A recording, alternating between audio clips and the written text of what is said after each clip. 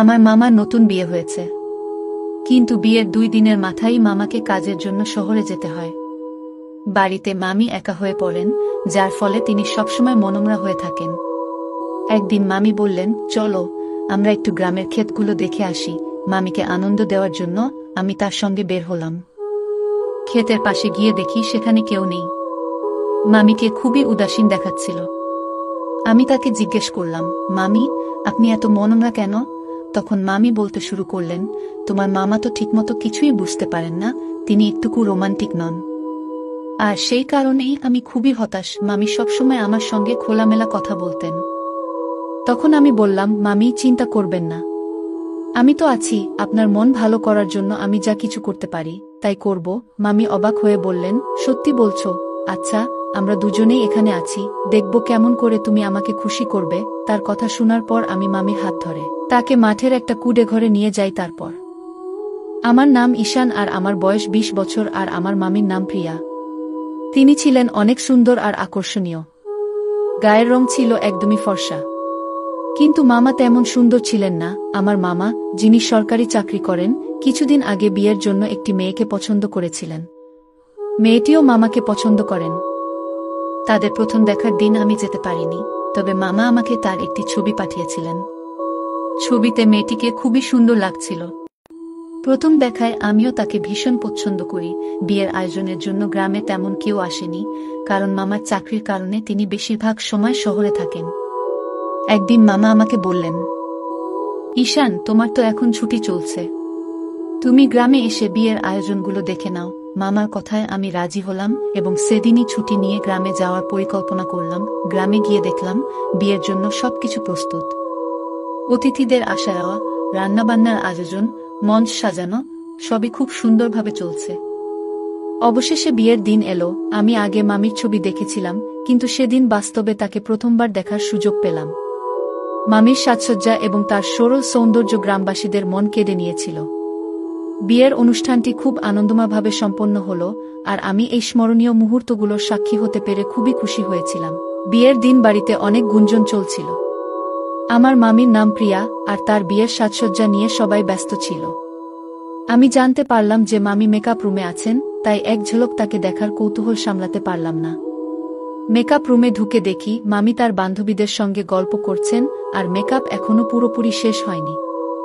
তবুও তাকে এত সুন্দর লাগছিল যে আমি অবাক হয়ে গেলাম। মামি আমাকে দেখে একটু অবাক হলেন এবং জিজ্ঞেস করলেন, তুমি কে? আমি হেসে বললাম, আমি ঈশান। তখন তিনি বললেন, ওহ, তোমার মামা তোমার কথা অনেক বলেছেন। বিয়ের অনুষ্ঠান শেষ হয়ে যাওয়ার পর সবাই গ্রামে ফিরে গিয়েছিল। আমার ছুটি থাকায় আমি কিছুদিন গ্রামে থেকে যাওয়ার সিদ্ধান্ত নিলাম। গ্রামে আসার পর মামি আর আমার মধ্যে বেশ ভালো বোঝাপড়া তৈরি হলো। মামি খুব হাসিখুশি স্বভাবের ছিলেন, আর তার ব্যবহার সবার মন জয় করে নিয়েছিল। 2 দিন পরের কথা, সন্ধ্যাবেলা আমরা সবাই একসঙ্গে বসে খেতে বসেছিলাম। তখন হঠাৎ মামার ফোন বেজে উঠল। ফোন করেছিলেন তার অফিসের বস, যিনি জানালেন যে পরের দিন একটি গুরুত্বপূর্ণ মিটিং রয়েছে, যেখানে মামার উপস্থিতি বাধ্যতামূলক। মামা ফোনে চুপ করে রইলেন, আর তার মুখে কিছুটা বিরক্তি স্পষ্ট ছিল।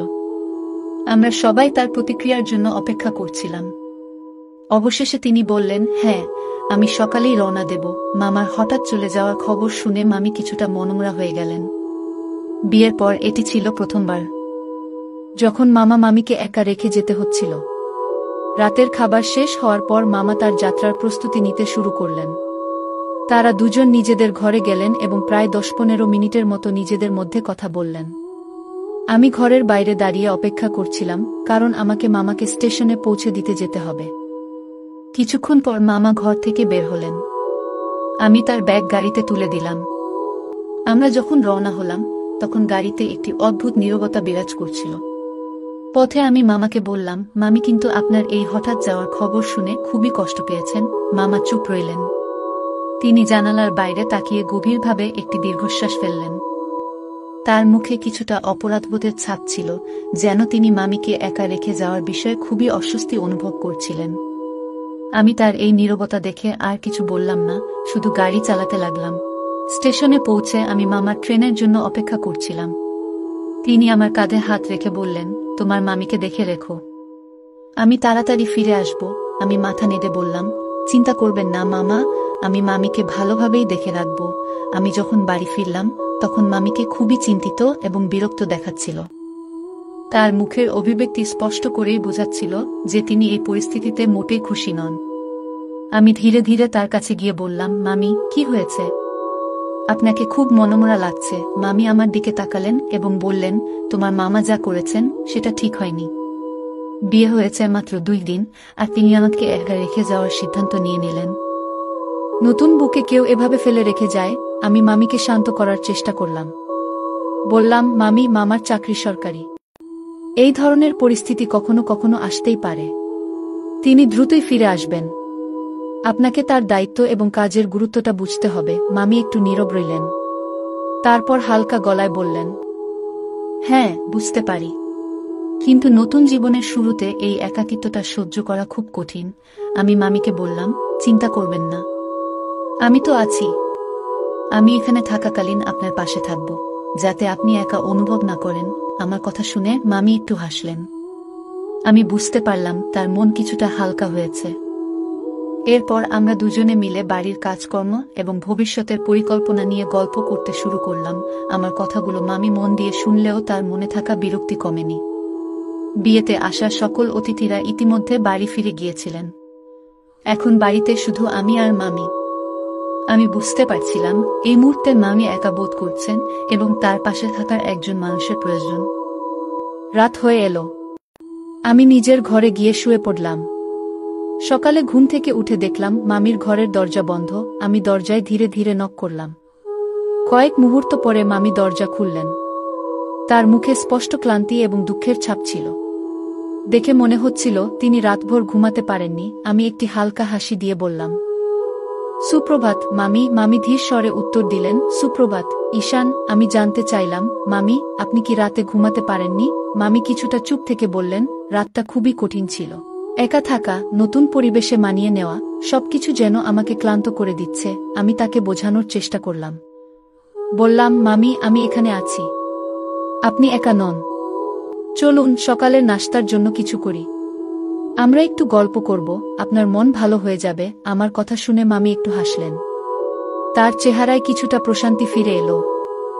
এরপর আমরা সকালের কাজকর্ম শুরু করলাম এবং গ্রামীণ পরিবেশের স্নিগ্ধতায় দিনটি কাটাতে লাগলাম। মামি বললেন, কিভাবে ঘুমাই ঈশান? মামা চলে যাওয়ার পর মনটা বড়ই অশান্ত, কোনো কিছুতেই শান্তি পাই না। আমি সান্ত্বনা দিয়ে বললাম, মামি, চিন্তা করবেন না, মামা তো কয়েকদিনের মধ্যেই ফিরে আসবেন। তার আগে আমি তো আছি আপনার সঙ্গে। মামার অভাব আপনাকে একটুও টের পেতে দেব না। আপনি যা প্রয়োজন বলবেন আমাকে। আমার কথা শুনে মামি একটু মুচকি হাসলেন। বললেন, সত্যিই ঈশান? আমি হেসে বললাম, অবশ্যই মামি। এখন আপনি খুশি থাকুন। মামি একটু ভালো অনুভব করতে শুরু করলেন। আমি বললাম, তাহলে চলুন, তৈরি হয়ে বাইরে আসুন, একসঙ্গে বসে চা খাই। এদিকে দাদি চা বানিয়ে ফেলেছিলেন। আমি চা খেলাম এবং কিছুক্ষণ পর মামি চা আনতে বারান্দায় এলেন। তার মুখ এখনো বিয়ের পরের মতোই মায়াবী লাগছিল। মনে হচ্ছে মামিকে বিয়ের পর আরও বেশি সুন্দর লাগছে, কিন্তু তার চোখে মামার অভাবের যন্ত্রণা স্পষ্ট দেখা যাচ্ছিল। আমি মামিকে আনন্দিত করার জন্য বললাম, মামি, আজ আমরা কোথাও বাইরে যাই। তোমার নিশ্চয়ই বোরিং লাগছে বাড়িতে বসে। মামি হালকা হেসে বললেন, তুই তো একেবারে আমার মনের কথা বুঝে গেছিস। আমিও ঠিক এমনটাই ভাবছিলাম। বাড়িতে বসে আর কিছু ভালো লাগছে না, কোথাও ঘুরতে যেতে ইচ্ছা করছে। আমি জিজ্ঞাসা করলাম, তাহলে বলো কোথায় যেতে চাও? মামি একটু ভেবে বললেন, কোথায় যাব সেটা তুই ঠিক করো, তবে এমন একটা জায়গা চাই যেখানে মনটা একটু শান্তি পাবে। এখন খুব একা একা লাগছে। আমি হেসে বললাম, ঠিক আছে মামি, সব প্ল্যান আমি করে ফেলছি। মা বললেন, তোমরা কোথাও যাওয়ার প্ল্যান করছো? ঠিক তখনই আমার দিদা বললেন, ঈশান, আজ তোমাকে খেতে যেতে হবে, মোটর চালু করতে হবে। কাজের লোকরা নেই আর গাড়ির ছেলেও 15 দিন ধরে ছুটিতে। আমি বললাম, ঠিক আছে দিদা, আমি যাচ্ছি। তারপর জামা বদলে খেতে যাওয়ার জন্য প্রস্তুত হলাম। বাড়ি থেকে বেরোতেই মামি আমাকে জিজ্ঞাসা করলেন, ঈশান, এত সুন্দরভাবে প্রস্তুত হয়ে কোথায় যাচ্ছ? আমি হাসতে হাসতে বললাম, মামি, খেতে যাচ্ছি মোটর চালু করতে। তুমি যদি প্রস্তুত হও তাহলে পরে আমরা কোথাও ঘুরতে যেতে পারি। মামি খুশি হয়ে বললেন, আমি তোমার সঙ্গে খেতে যাব। আমার খুব ইচ্ছা ক্ষেত ঘুরে দেখার, তবে আগে তো আমি তৈরি হই। পাশেই বসা দিদা কথাটা শুনে বললেন, ভালোই হলো, ওর মনও ঘরে লাগছে না। তোমরা দুজনই খেতে যাও। ক্ষেত দেখে ওর মেজাজ ভালো হয়ে যাবে। মামি হেসে বললেন, একটু অপেক্ষা করো, আমি 10 মিনিটে তৈরি হয়ে আসছি। তারপর আমরা একসঙ্গে বেরোবো। আমি অপেক্ষা করতে থাকলাম। তবে মামির 10 মিনিটের জায়গায় পুরো আধ ঘন্টা লেগে গেল তৈরি হতে। মামিকে ঘর থেকে বের হতে দেখে আমি অবাক হয়ে গেলাম। মামি রঙিন শাড়ি আর সাদা ব্লাউজ পরেছিলেন। শাড়ির কালো রং তার সৌন্দর্যকে আরো বেশি উজ্জ্বল করে তুলেছিল। মামির বয়স মাত্র 22 বছর, কিন্তু তাকে খুবই কোমল আর সরল দেখাচ্ছিল। অন্যদিকে আমার মামার বয়স 30 বছর। মনে মনে হাসলাম এই ভেবে যে গ্রামবাসীরা কেন মামার বিয়ের ব্যাপারে এত অবাক হয়েছিল। আগে মামার জন্য বিয়ের পাত্রী খুঁজতে অনেক সমস্যায় পড়তে হয়েছিল। গ্রামের সবাই বলতো মামার চেহারা খুব আকর্ষণীয় নয়। যদিও মামার একটা সরকারি চাকরি ছিল, তবুও বিয়েতে অনেক শর্ত জুড়ে দেওয়া হয়েছিল। কিন্তু শেষমেশ এত সুন্দর একটা মেয়ের সঙ্গে মামার বিয়ে হলো যে গ্রামবাসীরাও অবাক হয়ে গেল। মামিকে বললাম, মামি আজ আপনাকে অনেক সুন্দর লাগছে। আমার কথা শুনে মামি একটু লজ্জা পেলেন আর বললেন, জানি তো, আমি এমনিতেই অনেক সুন্দর, আর আমার প্রশংসা করতে হবে না। এখন চলো, না হয় অনেক দেরি হয়ে যাবে। আমরা দুজনে গাড়িতে উঠে ক্ষেতের দিকে রওনা হলাম। বাড়ি থেকে একটু দূর যেতে না যেতেই আমি বললাম, মামি, সামনের রাস্তা খুব খারাপ। গাড়ির হ্যান্ডেলটা শক্ত করে ধরে থাকো, না হলে পড়ে যাবে। তখন মামা আমাকে বকবে যে তোমাকে খেতে নিয়ে যাওয়ার কোনো দরকার ছিল না। মামি হেসে বললেন, না না, আমি মামাকে বলেছি যে আমরা খেতে যাচ্ছি। উনি আমাদের যেতে অনুমতি দিয়েছেন। তুমি চিন্তা করো না। রাস্তা সত্যিই খারাপ ছিল। বারবার গাড়ি থামাতে হচ্ছিল। খারাপ রাস্তায় মামি সামলে বসেছিলেন, কিন্তু একবার একটু ধাক্কা লাগতেই আমাকে বাধ্য হয়ে চুপচাপ বসে থাকতে হলো। শেষমেশ আমরা খেতে পৌঁছালাম। মামির মুখে এক অন্যরকম খুশি স্পষ্ট ছিল। তাকে দেখে মনে হচ্ছিল যেন তিনি নতুন করে মুক্তির স্বাদ পেয়েছেন। ক্ষেতের চারপাশের সবুজ আর খোলা পরিবেশ দেখে মামি খুব আনন্দিত হলেন। আমরা দুজনে ইমলি গাছের নিচে বাঁধা দোলনায় বসে পড়লাম। সেদিন খেতে আর কেউ ছিল না, শুধুমাত্র আমরা দুজন। এই মুহূর্তটা হয়তো মামির জীবনে প্রথমবার এভাবে এসেছিল, যখন তিনি কোনো বাধা ছাড়াই নিজের মনের কথা বলতে পারছিলেন। আমরা গল্প করতে শুরু করলাম। মামি খুব সহজভাবেই নিজের মনের কথা বলছিলেন। এটা দেখে আমি একটা প্রশ্ন করার সিদ্ধান্ত নিলাম। আমি ধীরে ধীরে মামির দিকে তাকিয়ে বললাম, আমি সরাসরি বলেই ফেললাম, মামি, সত্যি করে বলো তো, তুমি কি মামাকে পছন্দ করো? মামি গভীর একটা নিঃশ্বাস নিয়ে কিছুক্ষণ চুপ থাকলেন। তারপর বললেন, ঈশান, তোমাকে কি বলবো? আমি তোমার মামাকে একেবারেই পছন্দ করি না। আমার বাবা মা তার চাকরি দেখে এই বিয়েটা ঠিক করেছিলেন। আমিও তাদের কথায় রাজি হয়ে যাই। কিন্তু সত্যি বলতে আমি এই বিয়েতে খুশি নই। মামির কথা শুনে আমি অবাক হয়ে গেলাম। তিনি আরও বললেন, আমি কখনোই তোমার মামার সঙ্গে আমার জীবন কাটানোর কথা ভাবিনি, কিন্তু বাবা মায়ের সামনে কিছু বলতে পারিনি। তাদের কথাতেই এই বিয়েটা করতে হয়েছে। আমি কিছুক্ষণ চুপ থেকে বললাম, মামি, আমি বুঝি এটা তোমার জন্য সহজ নয়, তবে সময়ের সঙ্গে অনেক কিছু বদলাতে পারে। হতে পারে একদিন তুমি মামার স্বভাবকে পছন্দ করতে শুরু করবে। মামি আমার কথা মন দিয়ে শুনলেন এবং মাথা নেড়ে বললেন, হয়তো তাই ঈশান, কিন্তু আপাতত আমাকে নিজের মনকে বোঝানোর চেষ্টা করতে হবে। এরপর মামি হঠাৎ আমাকে জিজ্ঞেস করলেন, ঈশান, তোমার কোনো গার্লফ্রেন্ড আছে? আমি হেসে বললাম, না মামি, আমার কোনো গার্লফ্রেন্ড নেই। মামি অবাক হয়ে বললেন, তুমি দেখতে এত সুন্দর এবং স্মার্ট, তবু তোমার গার্লফ্রেন্ড নেই?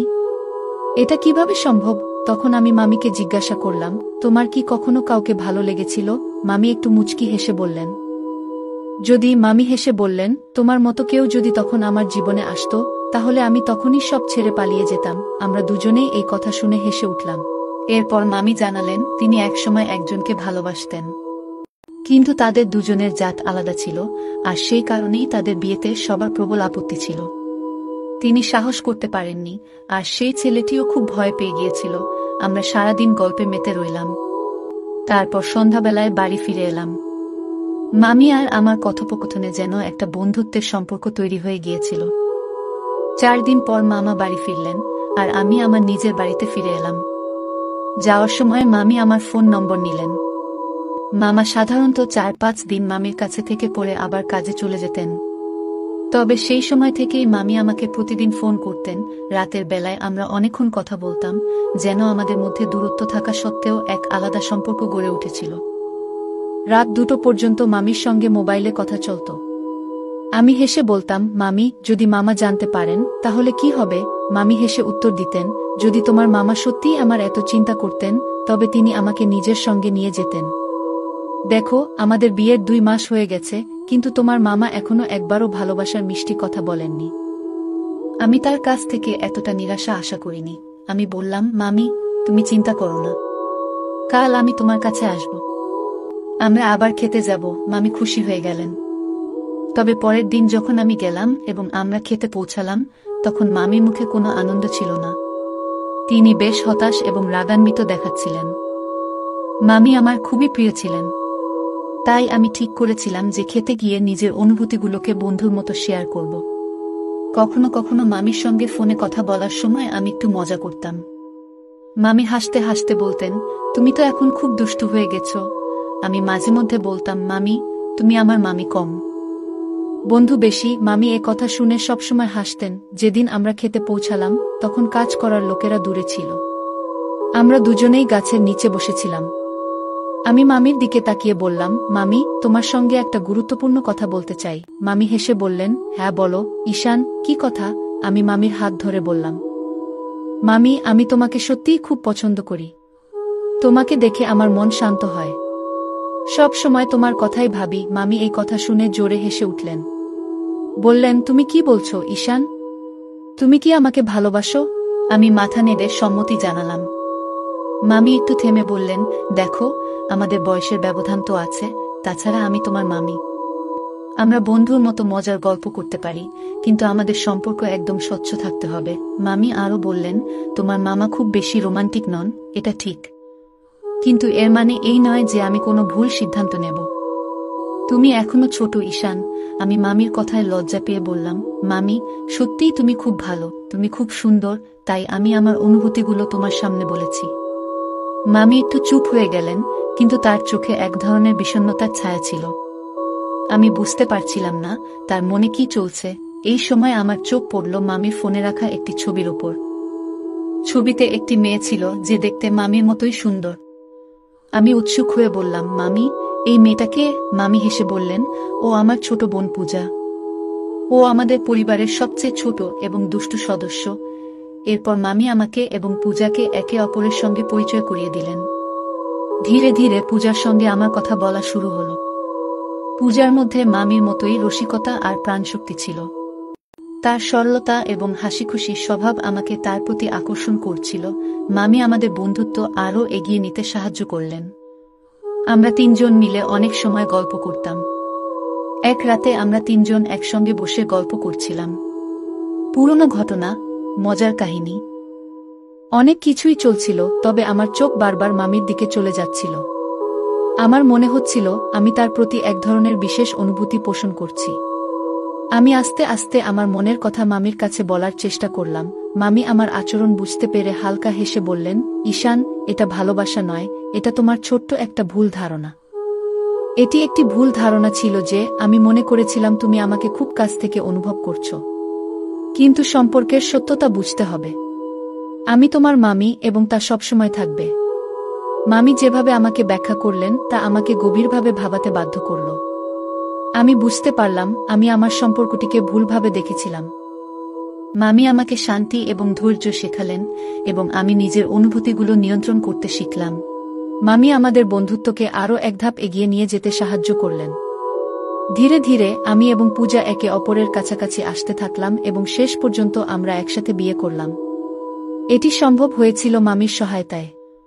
তবে মামি এখনও আমার সেরা বন্ধু। তিনি আমাকে শিখিয়েছেন সম্পর্কের গভীরতা বুঝতে এবং তাদের পবিত্রতা রক্ষা করতে কিভাবে আগ্রহী থাকা উচিত। আজও যখন আমি মামিকে নিয়ে পুরনো স্মৃতির কথা বলি, তার হাসি এবং পরামর্শ আমাকে অনুপ্রাণিত করে। বন্ধুরা, যদি এই গল্পটি ভালো লেগে থাকে তাহলে দয়া করে ভিডিওটি লাইক করুন এবং আমাদের চ্যানেলটি সাবস্ক্রাইব করুন। পাশে থাকা বেল আইকনটি প্রেস করুন, যাতে করে আমরা যখনই নতুন ভিডিও আপলোড করি তার নোটিফিকেশন সবার আগে আপনার কাছে পৌঁছে যায়। ধন্যবাদ। দেখা হবে আমাদের পরবর্তী ভিডিওতে।